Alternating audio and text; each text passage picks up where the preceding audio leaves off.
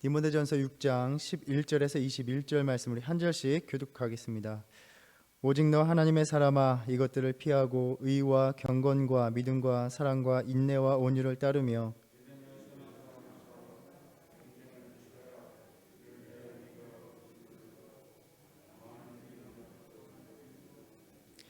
만물을 살게 하신 하나님 앞과 본디오 빌라도를 향하여 선한 증언을 하신 그리스도 예수 앞에서 내가 너를 명하노니,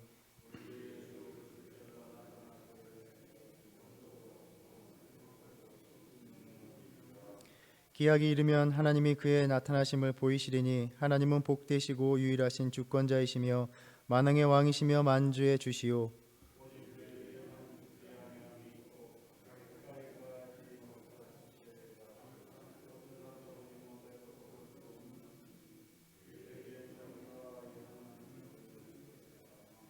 내가 이 세대에서 부한 자들을 명하여 마음을 높이지 말고 정함이 없는 재물에 소망을 두지 말고 오직 우리에게 모든 것을 후히 주사 누리게 하시는 하나님께 두며,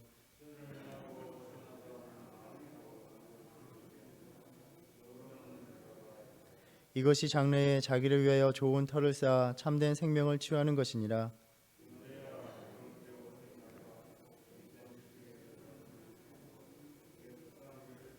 함께 읽겠습니다.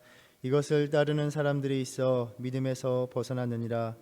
은혜가 너희와 함께 있을지어다. 아멘. 사도 바울이 디모데에게 믿음을 지키게 하기 위해서 마지막 교훈을 주고 있습니다. 디모데의 영적인 시작이 어떠했는지를 말하고 또 가르침을 전해주면서 디모데를 격려해주고 있습니다.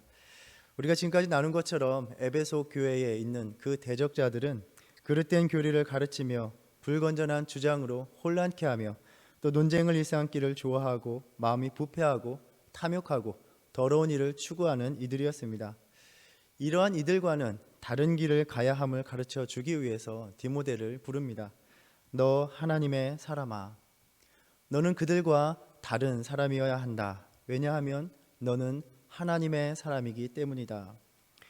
이들과 맞서서 교회를 지키고 보존해야 하는 하나님의 사람입니다. 이 하나님의 사람이란 말은 구약에서 주로 예언자들과 또 모세나 다윗에 대해서 지칭되는 말이었습니다. 그리고 오늘 본문에서는 하나님의 일을 위임 맡은 사람들을 가리킵니다. 주님께서 이 아침에 다른 누구가 아닌 바로 우리를 부르시는 호칭입니다. 너 하나님의 사람아. 세상 사람들이 그렇게 하나님의 교회를 무시하고 무너뜨리려 하지만 그러나 너는 하나님의 사람, 그들과는 전혀 다른 이 교회를 믿음의 사명으로 지켜내야 할 그 사람이라는 것입니다. 이 말씀은 곧 우리는 하나님의 사람답게 행하고 하나님의 사람에게서 드러나는 모습으로 살아가야 한다는 것을 말씀하시는 것입니다. 그 하나님의 사람에게 주시는 여러 가지 명령이 있습니다. 첫 번째는 피하라 하는 명령입니다. 이것들을 피하라. 우리의 믿음이 영적인 전투에 비유됩니다. 그러나 전투에서 모든 것을 맞서서 싸우는 것만이 능사가 아닙니다. 쓸데없는 것에서 멀리하고 거리를 두고 때로는 무시해야 합니다. 열매 없는 언쟁을 삼가고 탐욕스럽게 일구이연하는 그러한 말썽꾼들에게서 멀리하는 것입니다. 그리고 우리의 공동체 내에서도 교제에 지혜롭게 또 처신하면서 교제해야 하는 것입니다. 안 들어도 되는 그러한 말들이 생겨나는 곳에서 벗어나는 것입니다. 자꾸 듣다 보면 우리의 마음을 참으로 심란케 하는 것들이 참 많이 있습니다. 그렇지만 또 때로는 공격적으로 나아가기도 해야 합니다. 그 다음에 명령은 따르라 하는 것입니다. 아주 단호한 의미를 담고 있는 말입니다. 박해하다라는 의미도 있습니다.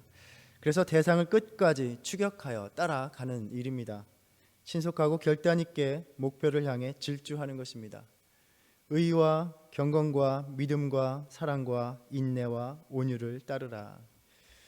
의는 의로운 삶, 의롭게 여김을 받는 사람에게 요구되는 윤리적인 삶의 모습입니다. 우리가 잘 아는 경건은 무엇입니까? 하나님께 구별된, 하나님께 성별된 삶을 보이는 것입니다. 그리고 믿음, 하나님을 전적으로 신뢰하는 것입니다. 아가페의 사랑을 보이는 것입니다. 에베소 교회를 혼란케 하는 이들의 특징은 무엇이었습니까? 또 교회를 혼란케 하고 교회를 어지럽게 하는 사람들의 특징은 무엇입니까? 온갖 주장과 요란함은 있는데 그 안에 사랑이 없는 것입니다. 1장 5절에서 이 교훈의 목적은 청결한 마음과 선한 양심과 거짓이 없는 믿음에서 나오는 사랑이라고 하셨습니다. 우리의 많은 주장과 가르침이 그 안에 사랑을 담고 있어야 합니다.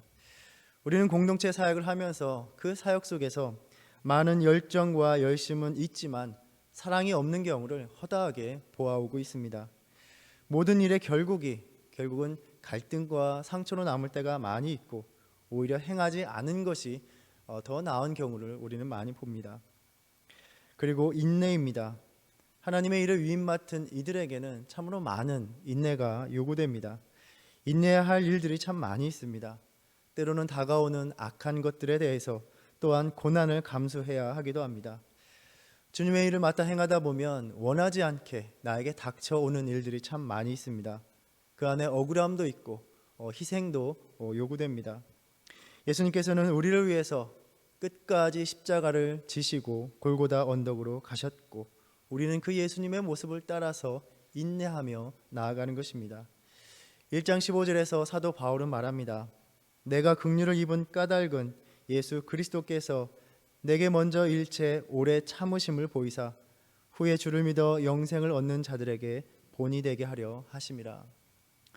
주님께서 우리에게 긍휼을 베푸시고 우리에게 먼저 오래 참으신 것은, 그리고 주님의 일을 우리에게 위임하신 것은 우리로 하여금 주님처럼 본이 되게 하시기 위함입니다.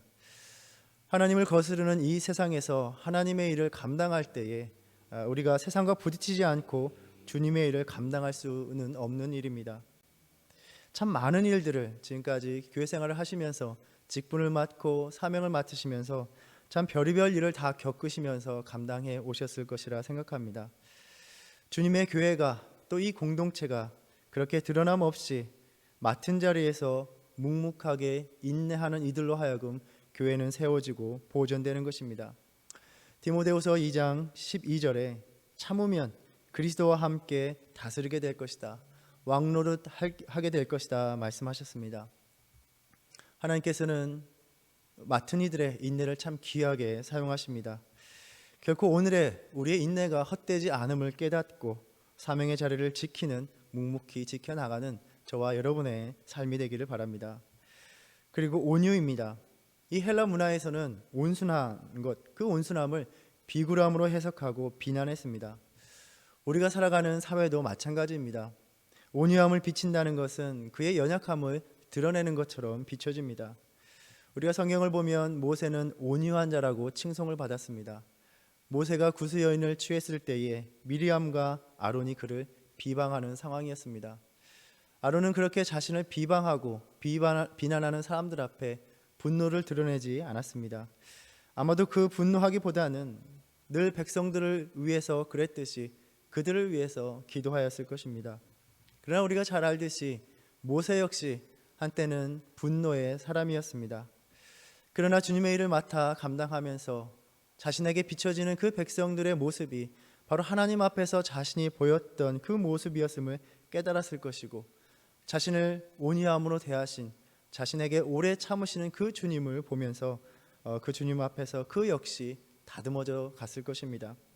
그저 착한 것이 아니라, 아무런 반응을 보이는 것이 아니라 자신의 분노를 누르고 하나님의 뜻을 위해서 자신의 마음과 행위를 절제하고 다스리는 것이 온유입니다. 하나님의 일을 위임 맡은 우리들 마찬가지입니다. 우리들 역시 화를 내지 못해서 화를 안 내는 것이 아니고, 또 목소리를 높일 줄 몰라서 높이지 않는 것이 아닙니다. 바로 하나님의 마음으로 참는 것입니다. 바로 그 온유함이 이 하나님의 교회를 평온케 잠잠케 하기 때문입니다. 바로 이러한 것들이 하나님의 사람으로서 드러내야 할 모습이며, 아주 단호하게 이러한 삶을 따라야 한다고 하나님의 교회를 맡은 이들에게, 우리들에게 이 아침 주시는 명령입니다. 그렇게 하지 않으면 하나님의 교회는 흔들리고 시끄럽게 되고 엉망이 되어버리기 때문입니다. 그 다음 명령이 믿음의 선한 싸움을 싸우라 하는 것입니다. 믿음의 선한 싸움, 선한 양심, 우리가 지난 주일에도 나누었습니다. 우리에게 있어서 믿음의 삶은 궁극적으로 에베소서에서 말씀하시듯이 통치자들과 권세자들과 이 어둠의 세상 주관자들과 하늘에 있는 악의 영들을 상대하는 전투와도 같습니다. 이 싸움의 목적은 영생입니다. 영생을 취하라라고 말씀하십니다.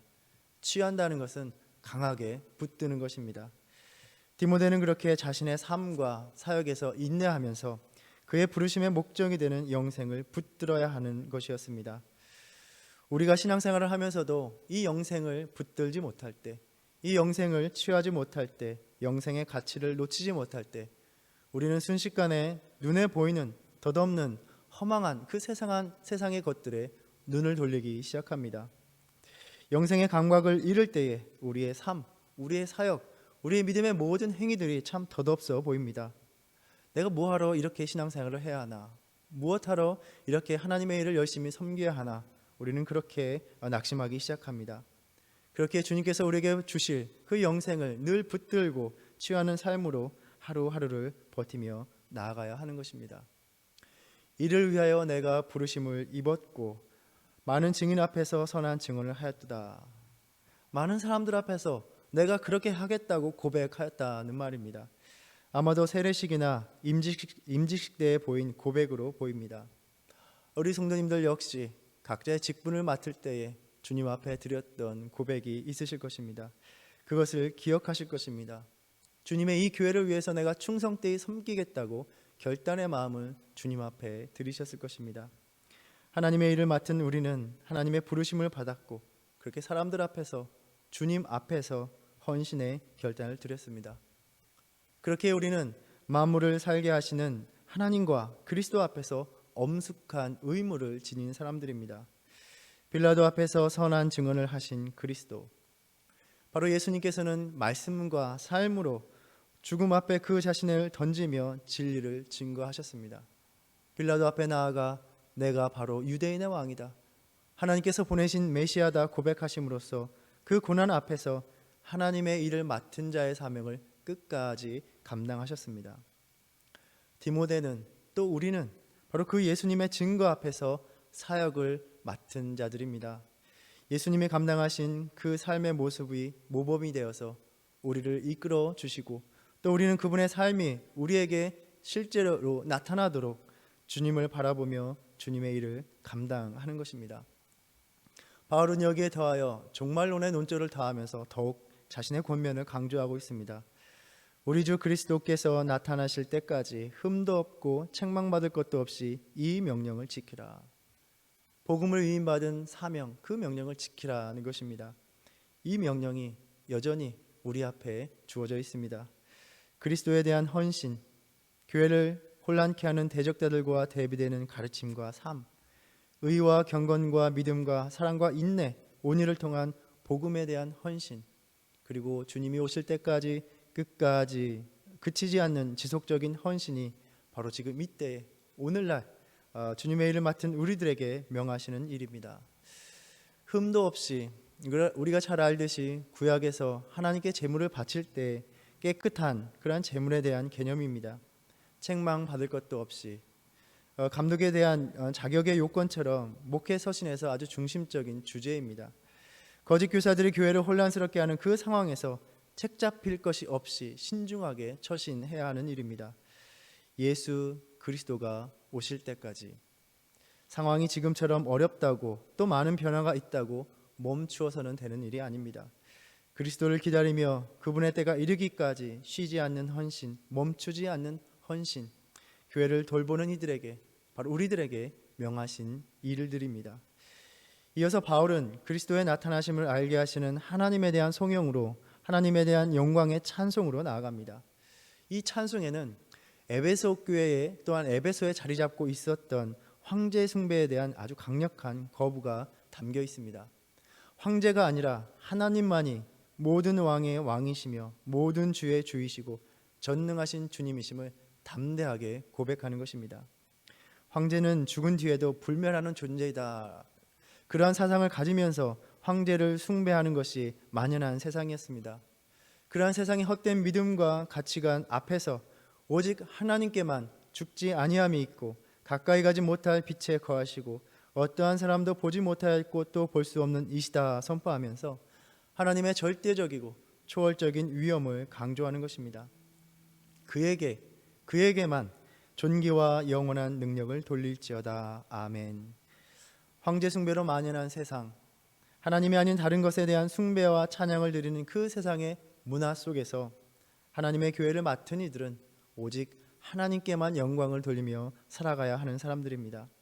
무엇보다도 교회는 하나님만을 찬미하는 찬양하는 공동체가 되어야 하는 것입니다. 하나님이 아닌 다른 것들을 칭송하고 동경하는 문화, 그러한 풍조가 스며들지 않도록 또한 그러한 풍조에 아주 단호하게 대처하며 나아가야 하는 공동체인 것입니다. 아마도 사도 바울은 자신의 이러한 가르침들을 마무리하면서 여전히 부한 사람들에 대한 가르침을 전하는 것이 중요하다고 여긴 것 같습니다. 부유하여 화려하고 사치스러운 삶을 추구하는 그러한 에베소에서 특히 더러운 이득을 탐욕을 추구하는 대적자들의 교회를 흔드는 상황에서 이 가르침은 아주 절실한 것이었을 것입니다. 교회는 그렇게 가난한 이들뿐만이 아니라 부유한 이들에게도 그들의 영적인 선을 위해서 잘 가르쳐 주어야 합니다. 먼저 부유한 이들에게 그들이 가진 부로 인해서 교만하지 않도록 가르쳐야 합니다. 모든 부는 바로 하나님으로부터 오는 것이기 때문입니다. 그리고 재물에 소망과 확신을 두지 않도록 경계해야 하는 것입니다. 정함이 없다는 말은 불확실하다는 말입니다. 우리가 너무나도 잘 알고 있듯이 물질은 있다가도 순식간에 사라지기도 합니다. 결코 소망을 둘 만한 것들이 아닙니다. 오직 하나님만이 우리에게 후하게 주시는 분이고 또 그것들을 누리게 하시는 분이시기에 우리의 소망을 하나님께만 두는 것입니다. 주변을 돌아다보면 참 그 많은 부유한 것들을 얻고자 많은 것들을 희생하며 세월을 보냈지만 결국에는 누리지 못하는 안타까운 상황들을 많이 보게 됩니다. 부를 누리시게 하는 것도 바로 하나님이십니다. 하나님의 은혜이고 하나님의 복인 것입니다. 사실 이 말씀은 부유한 자들에게만 주시는 것이 아니라 우리에게 있는 재물들을 어떻게 다루어야 될지에 대해서 주시는 가르침이기도 합니다. 부유함, 소유는 결코 잘못된 것이 아닙니다. 문제는 우리가 하나님의 뜻을 따라서 청지기와 같이 우리에게 있는 그 재물들을, 그 부를 사용하느냐의 문제인 것입니다. 무엇보다도 부유함은 하나님께서 우리에게 주신 수단이지 우리가 인생의 목적으로서 추구해야 될 것이 아니라는 점입니다. 우리가 불행하게 되고 또 하나님의 뜻을 거스르는 것은 바로 부유함이, 재물들이 우리의 인생의 목적이 될 때입니다. 그래서 우리는 언제나 부를, 재물들을 수단으로, 목적이 아닌 수단으로 여기는 것을 멈추지 말아야 합니다. 하나님께서 선한 일을 행하라고 우리에게 주신 것입니다. 선한 일에 나누어 주기를 좋아하는 것, 바로 내게 있는 것이 주님께서 주신 선물임을 깨달을 때 행할 수 있는 일들입니다. 주님은 보물을 하늘에 쌓아두라고 우리에게 명하셨습니다. 주님의 뜻에 따라서 베푸는 부는, 재물들은 하나님의 나라를 위해서 참된 생명의 삶을 위한 기초를 놓는 일들인 것입니다. 우리의 건강, 또 시간, 재능과 마찬가지로 하나님의 일을 위해서 그 부르심에 있을 때 응답할 수 있도록, 사용할 수 있도록 우리에게 허락하신 수단들인 것입니다. 마지막으로 바울은 이 전체 서신의 주제를 반복하면서 그 권면을 마치고 있습니다. 망령되고 허탄한 신화와 끝없는 족보를 만들어내고 흥미를 돋우는 허황한 이야기들로 경건한 생활들을 방해하며 온갖 다툼과 분쟁을 야기하는 그 혼란한 교회 속에서 이 세상에서 그리스도를 기다리며 좌로나 우로나 치우치지 않고 복음을 지켜내는 것입니다. 내게 부탁한 것, 하나님의 복음, 말씀의 계시를 지키라는 것입니다. 이 말씀의 계시가 바로 지금 오늘날 우리에게도 주님께로부터 맡겨져 있는 것입니다. 그리고 그러한 믿음을 벗어난 가르침들, 그 문화들에서 피하는 것, 그러한 삶을 살아가라 명하십니다. 디모데에게 맡겨졌던 이 복음, 그 복음이 오늘날 이 교회에서 지켜지도록, 보존되도록 다름 아닌 바로 우리들에게 위탁되고 맡겨졌습니다. 이 복음의 길을 지켜내는 것은 오늘 말씀하신 것처럼 하나님의 길을 가는 것입니다. 하나님의 사람의 길을 살아내는 것입니다. 각종 세속적인 것들, 이단들이 도전을 멈추지 않고 교회를 혼란스럽게 하고 있습니다. 우리는 그것에 동조하는 것이 아니라 우리 경건의 자리를 힘써 지켜내면서 하나님의 사람의 모습으로 살아가는 것입니다. 흔들리지 않고 게으르지 않고 예배의 삶을 묵묵히 살아가는 것입니다. 지킬 것은 그렇게 지키고 피할 것은 피하며 살아가야 합니다. 주님께서 오늘 이 아침에 우리 각자의 심령에게 말씀하십니다. 내게 부탁한 것, 내가 내게 부탁한 것을 지켜라. 그리스도에 나타나실 때까지 흠이 없고 책망받을 것이 없는 그 삶이 되어야 한다. 너는 결코 흔들리지 말아야 한다. 이러한 상황 속에서 지금 무엇 때문에 나의 믿음이 또 우리의 믿음이 흔들리고 요동하고 있습니까? 주변을 돌아다보니 다른 이들의 신앙생활 모습이 변하여 있고 그래서 나도 어쩔 수 없는 것입니까? 다른 이들이 교회의 삶에서 멀어지니 헌신에서 멀어지니 그러한 것이 자연스러워 보이는 것입니까? 주변의 사람들이 교회를 불평하고 또 비난하니 그러한 것이 맞는 것처럼 보이는 것입니까? 나도 한두 마디를 더 보태야 하는 것처럼 생각하는 것입니까? 주변의 사람들이 하나님이 아닌 다른 것들을 칭송하고 다른 것들의 인생에 투자를 하고 열광을 하니 덩달아 나도 흔들리는 것입니까?